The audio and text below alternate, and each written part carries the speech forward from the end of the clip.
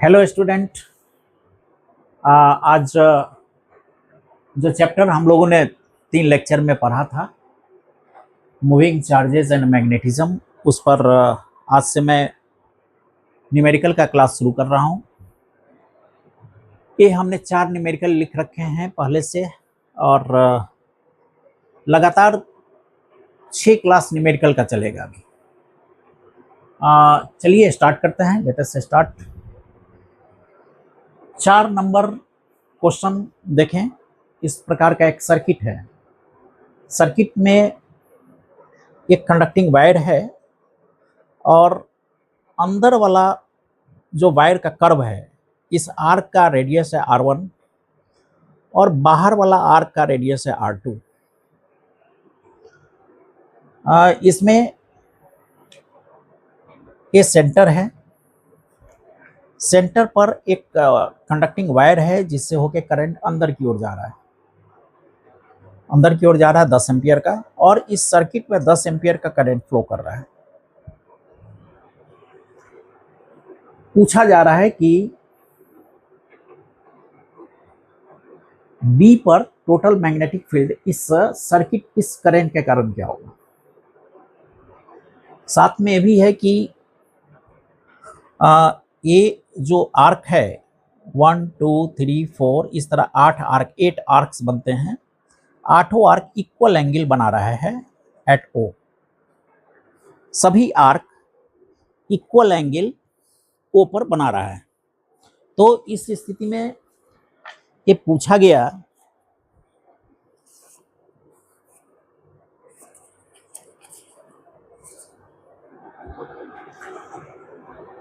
जा रहा है कि बी पर टोटल मैग्नेटिक फील्ड क्या है, और वायर एट ओ पर जो वायर है जिससे होकर करंट जा रहा है अंदर की ओर, AC एक कर्व है, और CD ये जो स्ट्रेट लाइन का, इस पर कितना फोर्स लग रहा है।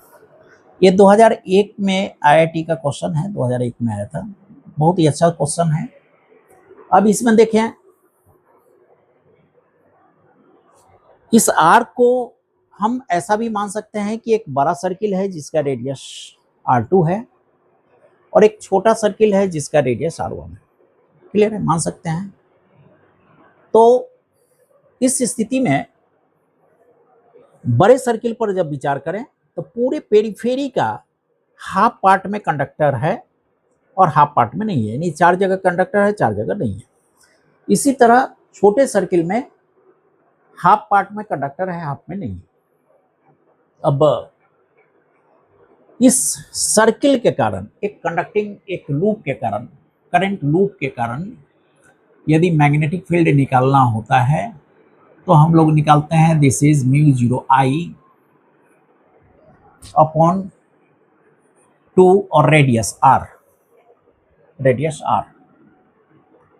This way B magnetic field हम लोग निकालते हैं। ए मैग्नेटिक फील्ड है एक करंट लूप के लिए। करंट लूप यदि इस तरह का है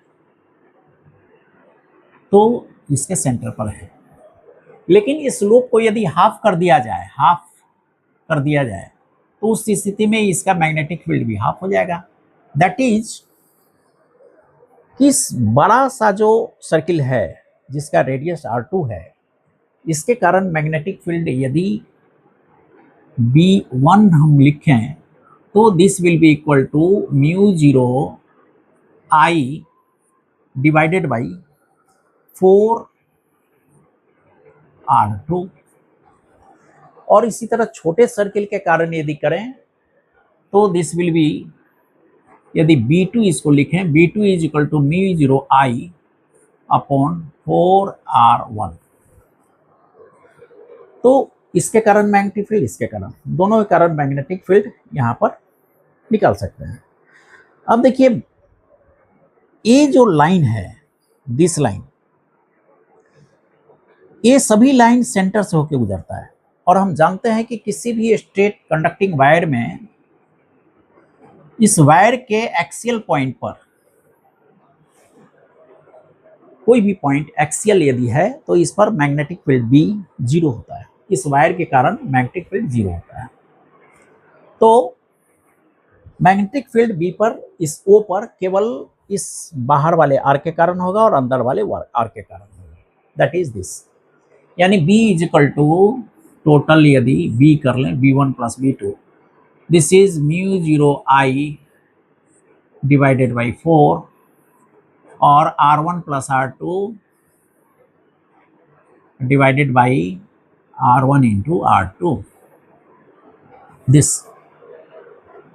अब इसमें mu 0 this is 4 pi into 10 to the power minus 7 mu 0 का वैल्यू इंटू आई 10 एम्पियर का वैल्यू है 10 ampere, this 10 ampere divided by 4 into r1 plus r2 यानी 0.08 और 0.12 यानी 0.20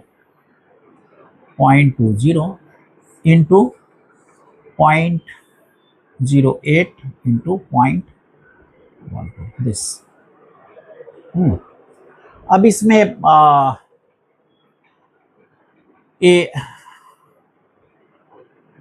दिस वन से यदि कर दें, इसको लिखा जा सकता है 4 यानी 3.14 दिस वन इंटू 20 और यहाँ 20 डिवाइडेड बाई 8 इंटू 12। यहाँ पे जब 8 लिखते हैं तो 8 बाई 100 जो ऊपर जाएगा और ऊपर जाके this is 10 to the power 2 यानी 10 पावर 3, दोनों मिलके 3 हो जाएगा, दिस -4। क्लियर है? अब दिस इज 4 पचे 20, 4 तिये 12 यानी 8 3 24। अब इसमें कर सकते हैं, दिस इज 5 का 20 का 0 हासिल 2, 5 2 7 और 5 3 15 बटे 8 3 24 इंटू 10 पावर -4।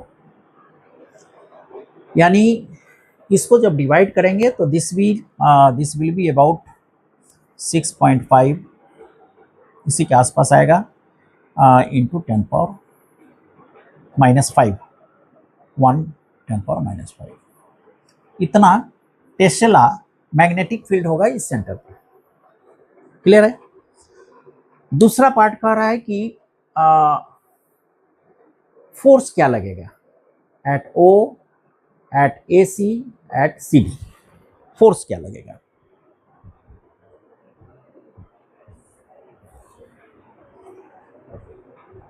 चलिए मिटा दो, उम्मीद करता हूं ये क्लियर हो गया होगा। चूंकि इसके कारण मैग्नेटिक फील्ड और इसके कारण मैग्नेटिक फील्ड दोनों को हमने जोड़ दिया, ये मैग्नेटिक फील्ड निकला। मैग्नेटिक फील्ड एट पॉइंट ओ,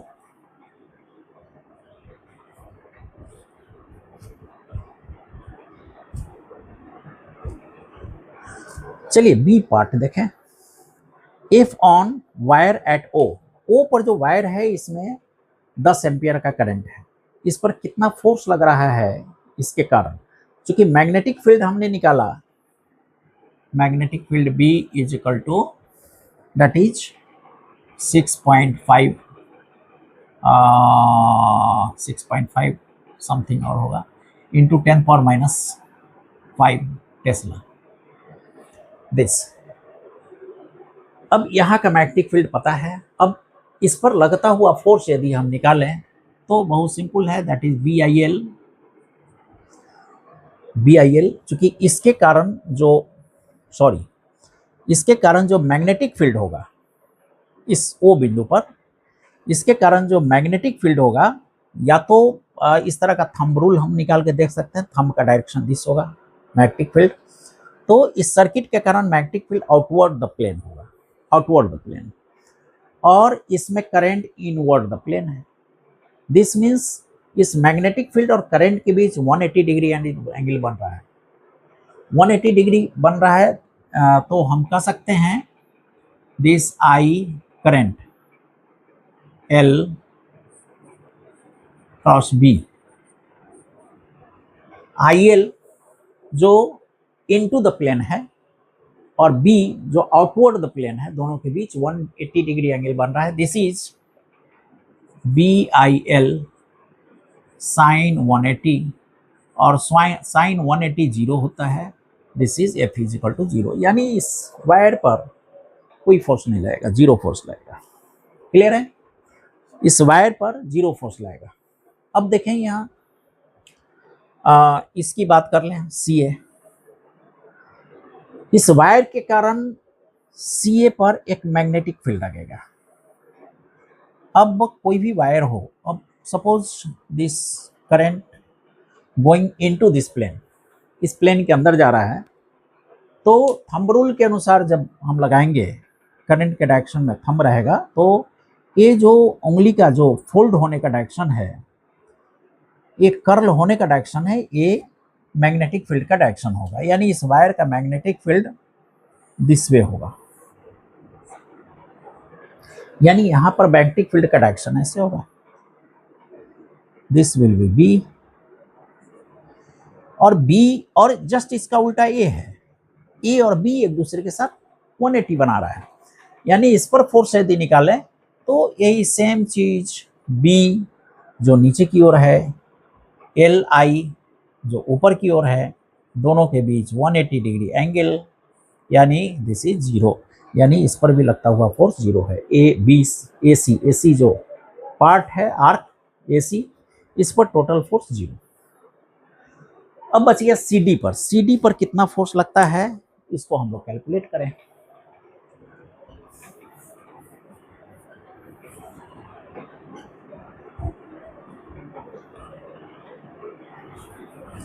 देखिए O, मान लीजिए इस बिंदु पर है O, 10 एम्पियर करंट इसके अंदर जा रहा है, 10 एम्पियर। इनफाइनाइट लॉन्ग यह वायर है और करंट इनटू द प्लेन जा रहा है, 10 एम्पियर का करंट जा रहा है। अब इस करंट के कारण इस CD पर कितना फोर्स लगेगा वो हम देखना चाह रहे हैं, इस करंट के कारण CD पर। तो इस करंट के कारण मान लीजिए this CD C to D इस तरह का एक कंडक्टिंग वायर है, और इस वायर में टोटल करंट फ्लो हो रहा है 10 एम्पियर का, 10 एम्पियर का करंट फ्लो हो रहा है, और इस पर हमें फोर्स निकालना है, कितना फोर्स लग रहा है due to this conducting wire.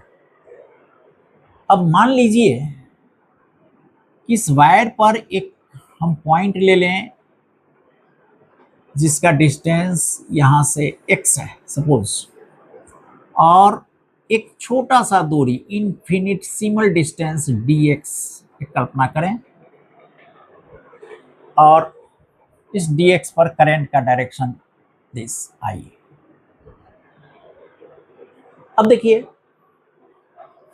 इसके कारण मैग्नेटिक फील्ड जो यहां बनेगा, x डिस्टेंस पर जो मैग्नेटिक फील्ड बनेगा, इसको लिख सकते हैं dB, मतलब छोटा सा मैग्नेटिक फील्ड यहां से बनेगा, या सॉरी, इसके कारण जो मैग्नेटिक फील्ड बनेगा B is equal to μ0 I by 2 pi D। This is μ0 I यानी 10 एम्पियर, 10, और 2 पाई D यानी x, यानी इस बिंदु पर मैग्नेटिक फील्ड दिस मच पड़ेगा, और यहां current I into dx, current element I into dx। इसके कारण जो मैग्नेटिक फील्ड बनेगा वह इस तरह से बनेगा, दिस वे, सर्कुलर, यानी यहां पर इसका डायरेक्शन दिस वे होगा, यानी परपेंडिकुलर टू CD, क्योंकि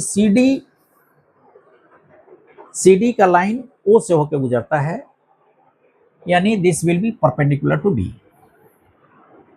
इस B के कारण, इसके कारण जो B परपेंडिकुलर है, इसके कारण यदि यहाँ पर हम IDL पर फोर्स निकालें तो छोटा सा dF is equal to I dx cross B, लेकिन दोनों के बीच का एंगल 90 डिग्री है, यानी this is I B D X, I B D X, जबकि b का वैल्यू दिस मच, यानी b को यदि हम वैल्यू पुट करें यहाँ पर, दिस i को भी पुट कर दें, ये भी 10 एम्पियर का है, 10 एम्पियर का वैल्यू इसमें जो चल रहा है, हाँ, यानी this is 10 into B, mu 0 into 10 by 2 pi, और ऊपर में dx और नीचे में x, df is equal to. अब इसको इंटीग्रेट कर सकते हैं, कहाँ से कहाँ तक, तो from 0 to f total f and this x from this to this. अब इसका डिस्टेंस है, यहाँ देखिए c से इसकी दूरी है r1 और d से इसकी दूरी है r2, यानी from r1 to r2, r1 to r2, r1 to r2 this, यानी F is equal to total force जो उस पर लगेगा 100 mu 0 upon 2 pi, and this is equal to log x from r1 to r2। Clear? यानी इसको लिखा जा सकता है, टोटल फोर्स जो CD पर लग रहा है, this is 100 mu 0 2 pi log r2 by r1। Clear? तो हमने यहाँ का फोर्स निकाला, बाकी फोर्स तो 0 0 हो गया। चलिए इसको मिटा दूं,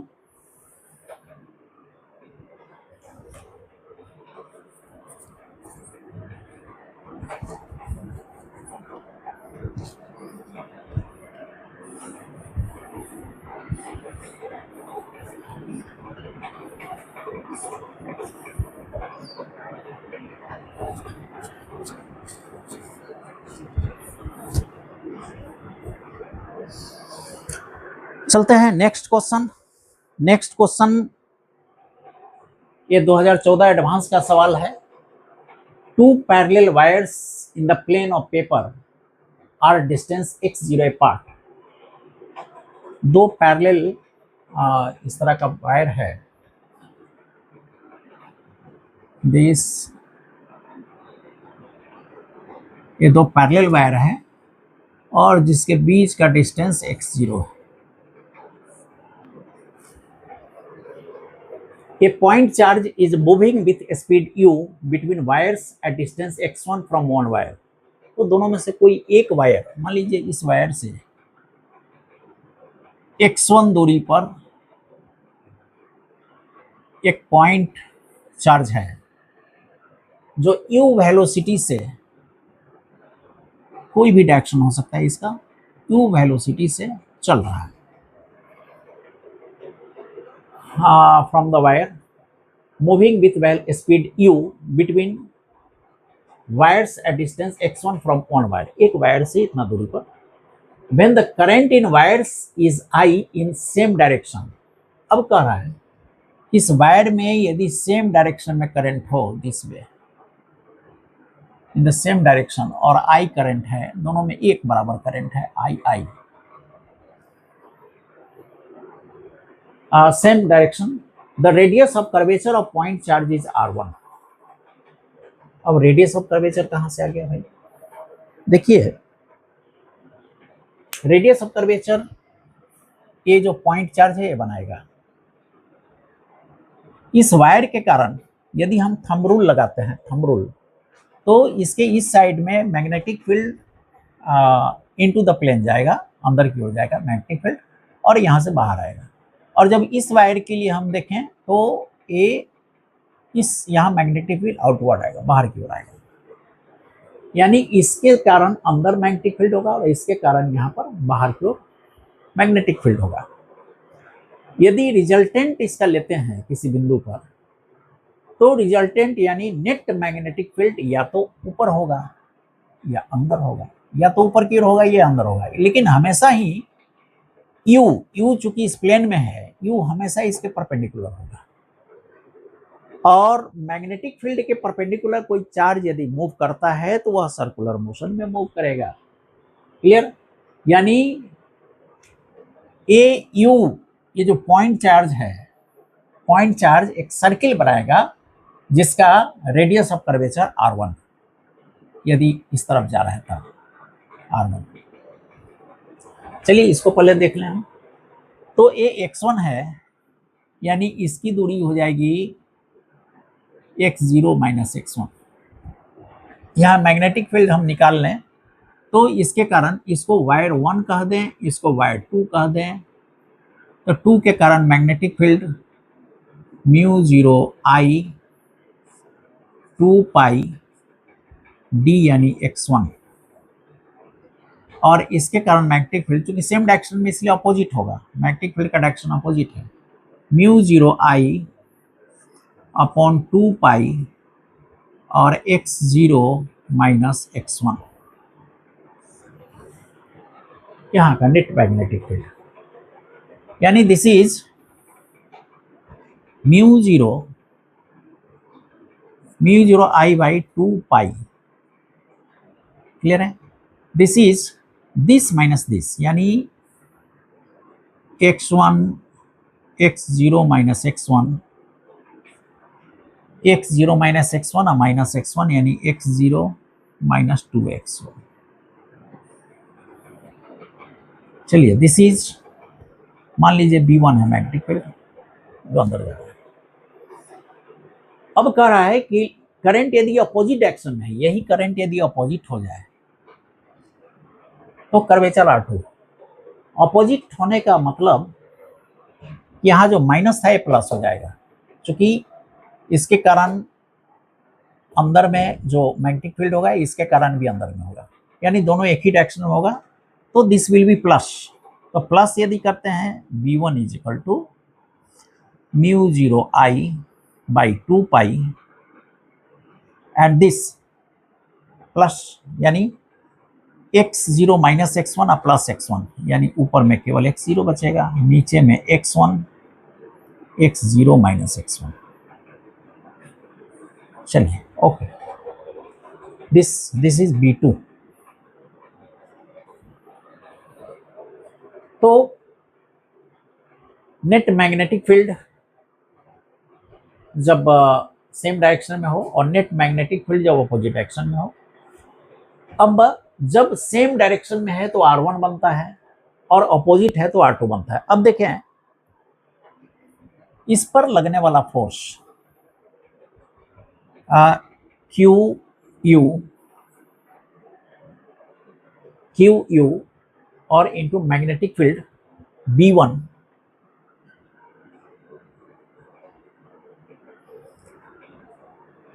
Q V cross B B1, चूंकि 90 डिग्री एंगल बन रहा है, Q U B1 is equal to M V square upon R1। U है, यू दिया हुआ है, वेलोसिटी यू दिया हुआ है, यू स्क्वायर अपॉन R1, और Q U B2 is equal to M U square upon R2। देखिए बड़ा सिंपल है कि मान ले कोई मैग्नेटिक फील्ड इस तरह का है और इसके परपेंडिकुलर कोई चार्ज भी वेलोसिटी से जा रहा है, क्यू चार्ज, तो इस पर लगता हुआ फोर्स क्यू इंटू भी क्रॉस बी, यानी दिस इज क्यू भी बी, वही है क्यू भी बी वन फोर्स। और ये चूंकि सेंट्रीपिटल टाइप का फोर्स होता है, यानी ये फोर्स बराबर होगा एम यू स्क्वायर, ओरिजिनल जो इसका वेलोसिटी है इंटू। तो अब यहां से हम लिख सकते हैं R1 by R2, R1 by R2, यानी this upon this upon this is equal to B2 upon B1। Clear? B2 upon B1।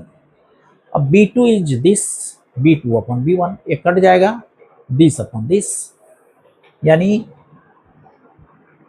This is x0 divided by x0 minus 2x1,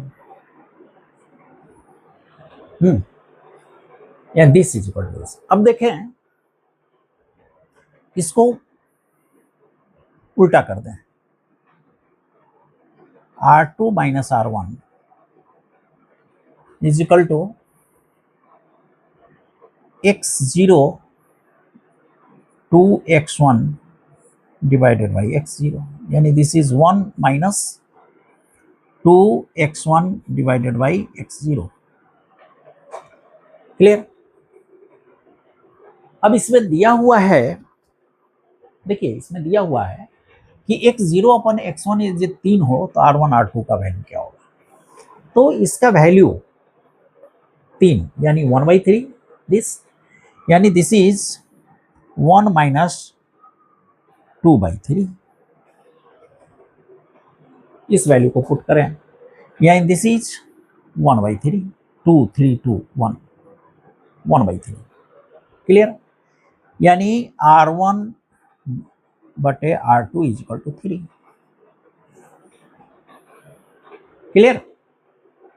यही निकालना था हमको, R1 R2 का value निकालता है, x0 x1 का value दिया हुआ है। और बस देखिए इसको हमने कैसे किया।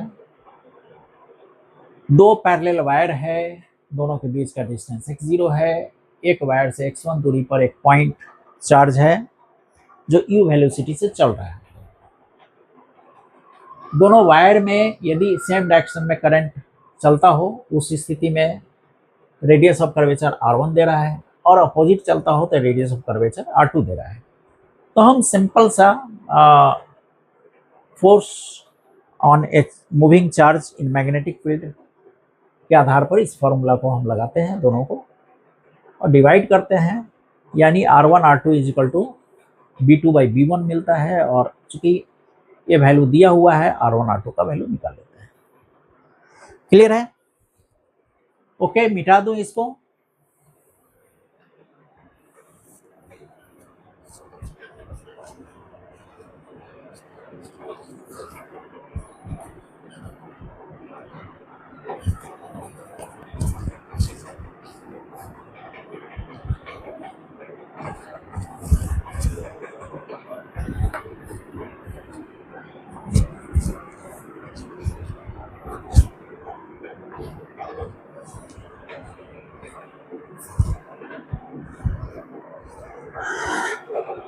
ये दोनों क्वेश्चन एक ही फिगर से जुड़ा हुआ है, क्वेश्चन नंबर 1 और 2।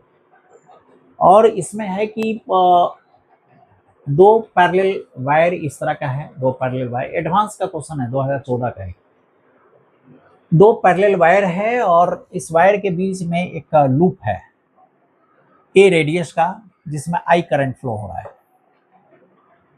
इस दोनों वायर के बीच का दूरी 2d है, यानी इसका सेंटर एकदम मिडिल में है, यह लूप का सेंटर, यानी एक वायर से d दूरी, दूसरे से भी d दूरी है, इस तरह का है।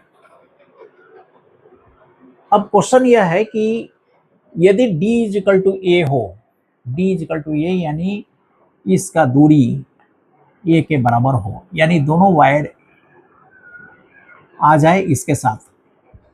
If d is equal to a and b net is equal to 0 at height h on axis of loop. देखिए ये लूप है, इसका ये एक्सिस है, इसके h हाइट पर, यानी h हाइट यहाँ मान लीजिए h हाइट आ जाता है, यहाँ पे यदि b इसके कारण और इस लूप के कारण, यहाँ पर टोटल b यदि 0 है, टोटल b नेट 0 है और d is equal to a है, तो इस चार में कौन सा लागू होगा, कौन सा सही होगा। बहुत बढ़िया सवाल है।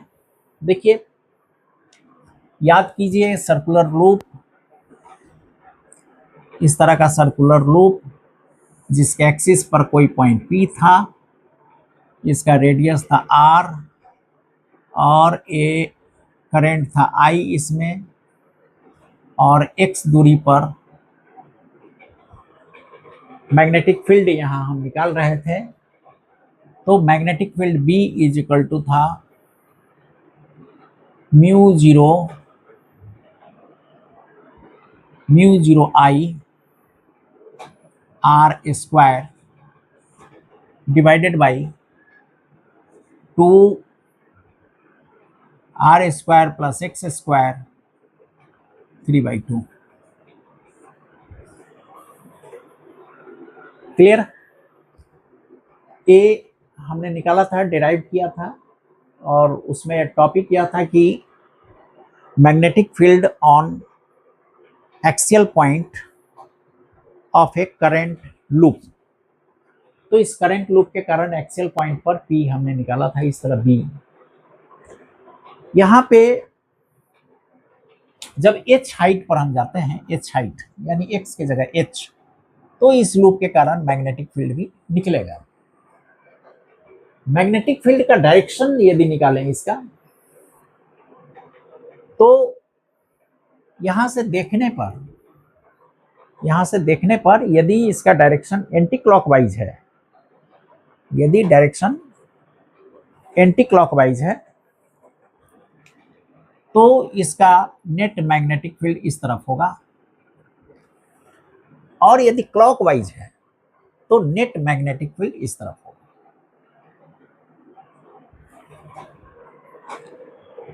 ठीक है? तो यहां चूंकि एंटी क्लॉकवाइज है, दिस एंटी क्लॉकवाइज, यानी इसके एक्सिस पर यहां पे जो मैग्नेटिक फील्ड होगा due to this current, this will be outward the plane के बाहर की ओर होगा। अब इस दोनों के कारण मैग्नेटिक फील्ड यहां पर यदि प्लेन के अंदर हो जाए तभी इसको न्यूट्रलाइज कर सकता है, क्योंकि इसके कारण यदि मैग्नेटिक फील्ड का जो डायरेक्शन होगा उसके अपोजिट डायरेक्शन इस दोनों के कारण होगा तो न्यूट्रलाइज होगा। अब इस दोनों वायर से यदि दूरी देखें, H है और ये D है, यानी इसका यहां से दूरी H plus D square under root, और इसका भी दूरी उसी तरह होगा। तो पहले हम देखें कि बी नेट यदि H पर है, बी नेट, और ये क्लॉकवाइज है, एंटी क्लॉकवाइज है। एंटी क्लॉकवाइज मीन्स इसके कारण इस बिंदु पर B का डायरेक्शन इस तरफ है, आउटवर्ड है। तो इस पर किस तरह करंट होगा कि यहाँ का B इनवर्ड होगा, ये पर है, चेक कर लें। तो देखिए, यदि ऊपर की ओर करंट जाएगा दिस, तो यहाँ मैग्नेटिक फील्ड नीचे की ओर आएगा। यदि इसमें नीचे की ओर करंट आएगा, इसमें नीचे की ओर आएगा करंट, तब यह अंदर की ओर होगा। यानी यह तभी संभव है जब इसमें करंट P से Q की ओर हो और इसमें करंट S से R की ओर हो। क्योंकि P से Q की ओर करंट जाएगा, थंब रूल यदि हम लगाते हैं तो यहाँ मैग्नेटिक फील्ड नीचे की ओर जाएगा दिस, और इसका मैग्नेटिक फील्ड भी, इसका चूंकि नीचे आ रहा है इसका मैग्नेटिक फील्ड भी, यानी दोनों का मैग्नेटिक फील्ड अंदर की ओर जाएगा, और चूंकि इसका मैग्नेटिक फील्ड बाहर की ओर है, एक दूसरे को बैलेंस करके न्यूट्रल कर सकता है, जीरो कर सकता है, चूंकि B equal to A B net zero. Clear है?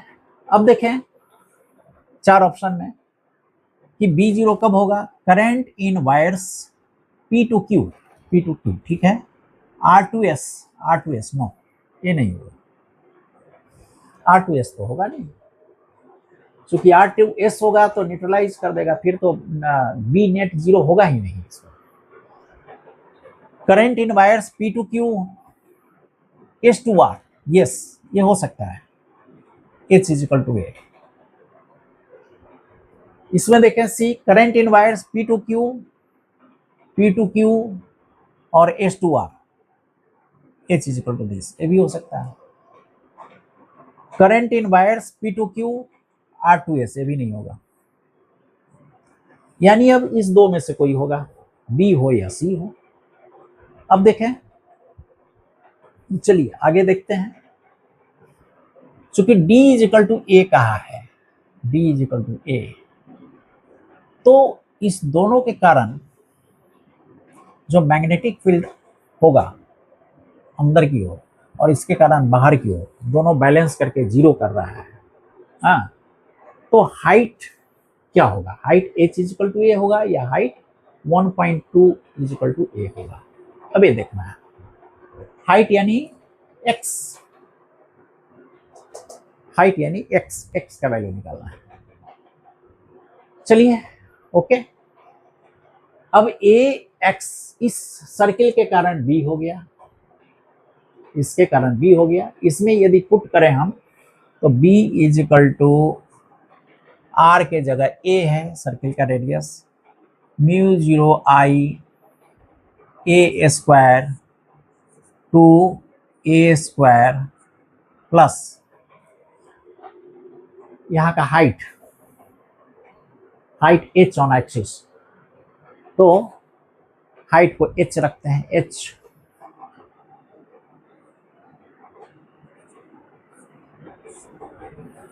3/2 दिस b।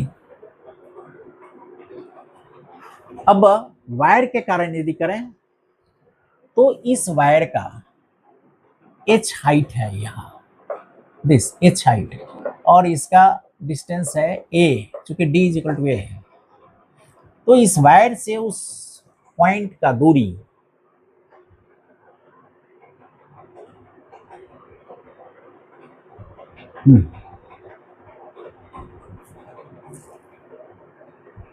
आप ऐसा कर लीजिए, ये दो वायर हैं, दिस एक से वायर अंदर जा रहा है कि बाहर जा रहा है, और इस दोनों से दोनों के बीच की दूरी है 2a, और यहां से h हाइट पर एक बिंदु है, h हाइट पर एक बिंदु है। चलिए, तो यहाँ की दूरी हो जाएगी और यहाँ का हो जाएगा, दोनों क्लियर है। अब दिस इज, तो this is h square a square का अंडर रूट, इसका भी इसका भी। अब इसके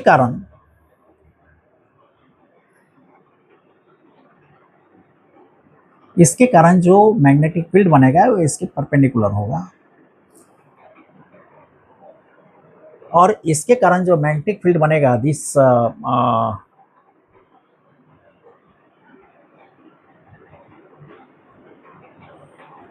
इसके परपेंडिकुलर होगा।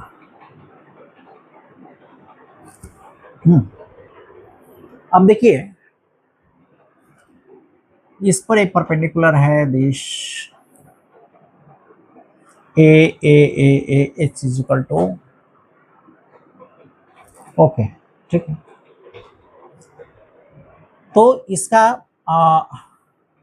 नेट यदि हम निकालेंगे नीचे की ओर, चूंकि इस दोनों का नेट यदि निकालते हैं तो दिस, मान लीजिए इस तरह का लाइन खींच दें इस पर परपेंडिकुलर। अब इस लाइन पर परपेंडिकुलर ए है और इस लाइन पर परपेंडिकुलर ए है। देखिए फिर से, इस लाइन पर परपेंडिकुलर ए है और इस लाइन पर परपेंडिकुलर ए है, यानी इसके बीच का जो डिस्टेंस होगा, ये जो एंगल होगा वही एंगल यहाँ पर होगा। हाँ, यानी this both this angle theta and this angle theta. इसी तरह इस पर जो ए है और इस पर परपेंडिकुलर एंड दिस पर परपेंडिकुलर, यानी यहाँ का जो एंगल होगा वही एंगल यहाँ होगा। क्लियर है। अब ए है इसके कारण बी, ए है इसके कारण B, B cos B sine, यानी बी साइन रहेगा। ओके, अब चलिए, दिस इज, इस दोनों के कारण जो मैग्नेटिक फील्ड बनेगा थोड़ा सा ये है, हमने इस डायग्राम को जेड एक्सिस पर ले लिया है, यानी इस वायर को इस तरह लिया और इस वायर को इस में लिया। अब यहाँ से हाइट जो ऊपर यहाँ पर हाइट ले रहे थे उसी तरह हाइट हमने h लिया और यहाँ पर नेट मैग्नेटिक फील्ड क्या होगा वो निकालने का हमने प्रयास किया। तो नेट मैग्नेटिक फील्ड यहाँ पर होगा म्यू 0 I, इसमें करंट है I, okay, current in wires this H is equal to this. हाँ ठीक है, मान लीजिए कि करंट I1 है। तो current in wire mu 0 I1 upon 2 pi under root H square plus A square and sine theta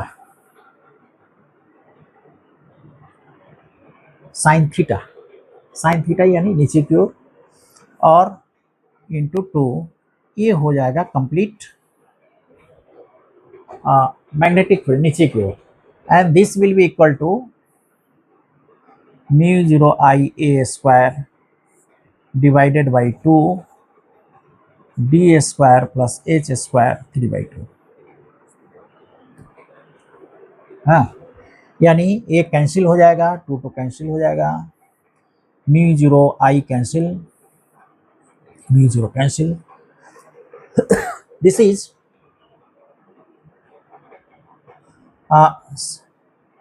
2 ठीक है, 2 I1 sine theta divided by pi, this is equal to I A square divided by D square H square, यहाँ से कटा है D square H square, DH okay okay okay.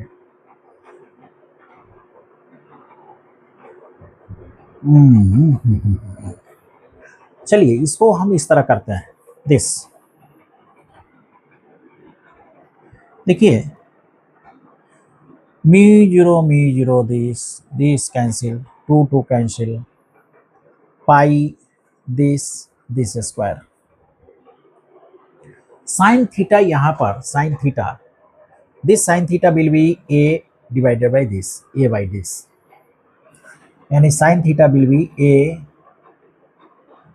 By H square plus A square.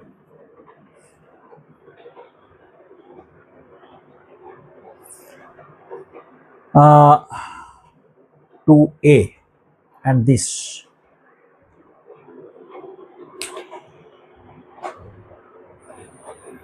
not so easy, क्या किया जाए? यहाँ problem H is equal to A या H is equal to 1.2 है। चलिए A हम मान ही के चलते हैं, क्योंकि लेंदी हो रहा है, इतना समय मिलेगा नहीं, हम मान के चलते हैं। सपोज एज्यूम कर लें, एज्यूम करके ज़्यादा बेहतर आएगा।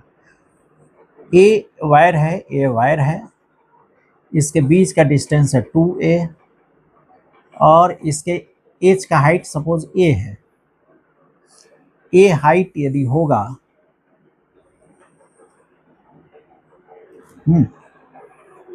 मान लीजिए A हाइट है, यानी दिस A यानी दिस 45 डिग्री, ये भी 45 डिग्री, यानी इसके कारण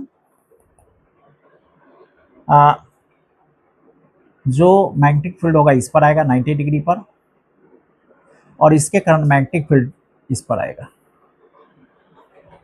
B,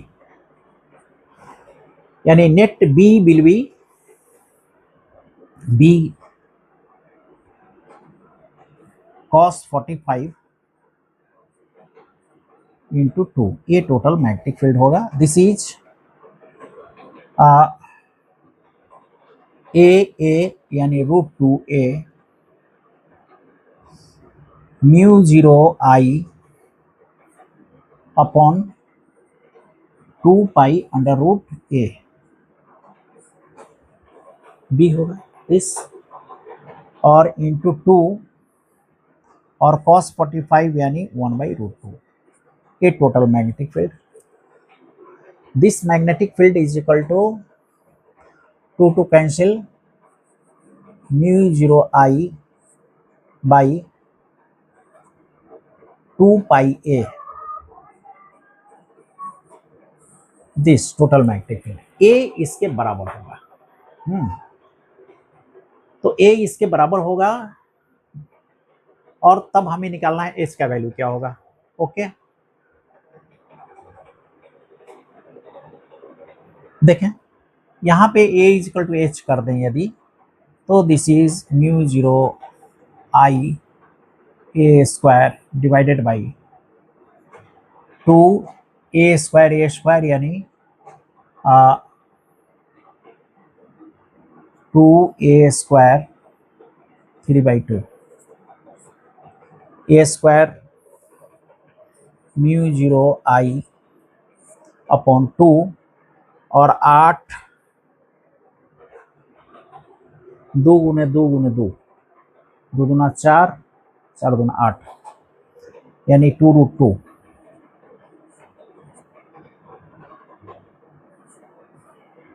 (4√2) और इंटू a पर पावर 1 2 पाई है। चलिए ठीक, यानी μ0 I अपॉन दिस। अब 2 पाई इज इक्वल टू 4√2 है कि नहीं, ये चेक कर ले हम। हाँ, तो 4 इंटू 1.41, दिस इज 4, 4 चुका 16 के 6 हासिल 1, 1 का 4 5, 5.64, एंड दिस इज 2 इंटू 3.14 यानी ये हो जाएगा 6, यानी this value is not correct. h is equal to a is not correct, यानी right answer is h is equal to 1.2a। Multiple choice question में कभी कभी सॉल्व करना थोड़ा कठिन होता है, सॉल्व काफी लॉन्ग जा रहा था, इसलिए बेहतर हुआ कि h is equal to a put करके हम चेक कर लें कि दोनों बराबर होता है कि नहीं। दोनों बराबर यानी इसका जो इस एक्सिस पर ऊपर की ओर जो मैग्नेटिक फील्ड है और इस दोनों वायर के कारण अंदर की ओर जो मैग्नेटिक फील्ड है, दोनों बराबर होता है कि नहीं h is equal to a पर, जो हमने चेक किया। अब चलिए ओके, अब नेक्स्ट देखते हैं क्वेश्चन नंबर 2।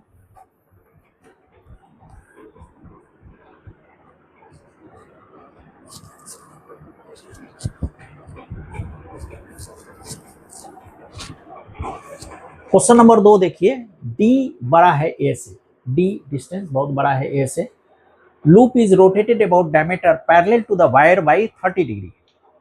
इस पैरेलल टू डायमीटर, अब एक इस तरह का एक्सिस ले लीजिए, एक्सिस इस पर 30 डिग्री से टर्न कर गया है। If the current in the wire opposite then tau of the loop. देखिए ए इस तरह रोटेट कर गया, यहां पे हम दोनों के कारण पहले मैग्नेटिक फील्ड निकाल लेंगे।